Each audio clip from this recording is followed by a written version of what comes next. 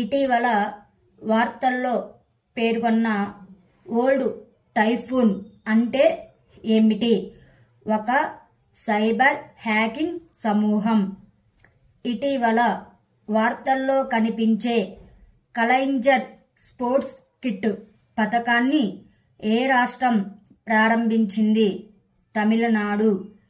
ఇటీవల వార్తల్లో కనిపించే నల్ల కిరీటం గల నైట్ హెరాన్ యొక్క ప్రాథమిక నివాసం ఏది? చిత్తడి నేలలు. ఇటీవల వార్తల్లో చూసిన ఉంగలై తేడి, ఉంగల్ ఊరిల్, మీకోసం రండి, మీ గ్రామంలో చూడండి పథకాన్ని ఏ రాష్ట్రం ప్రారంభించింది? తమిళనాడు. ఇటీవల వార్తల్లో కనిపించిన షమాంగ్ లీలా ఏ రాష్ట్రంలో ప్రదర్శించబడే సాంప్రదాయక థియేటర్? మణిపూర్. ఇటీవల వార్తల్లో కనిపించే Bharat 5G portal, integrated portal ఏ మంత్రిత్వ శాఖ ద్వారా ప్రారంభించబడింది?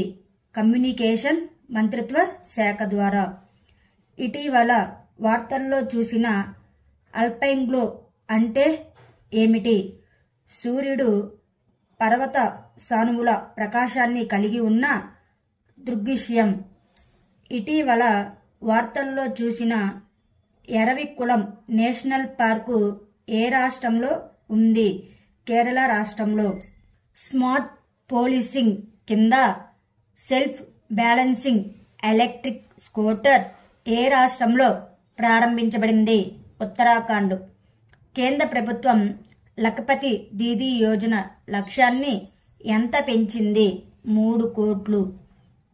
భారత వైమానిక దళం ద్వారా వాయుశక్తి 24 వ్యాయామం ఎక్కడ నిర్వహించబడింది? జైసల్మేర్. 67వ All India Police Duty Meet ఏ నగరంలో నిర్వహించబడుతుంది? లక్నో నగరంలో. 2024-2025 మధ్యంతర బడ్జెట్ను సమర్పిస్తున్నప్పుడు ఆర్థిక మంత్రి చేసిన ప్రకటన ప్రకారం రూఫ్ టాప్ సోలారైజేషన్ ప్రతి నెల 1 కోటి గృహాలు ఎన్ని యూనిట్ల వరకు ఉచిత విద్యుత్తును పొందేలా చేస్తుంది? 300 యూనిట్లు.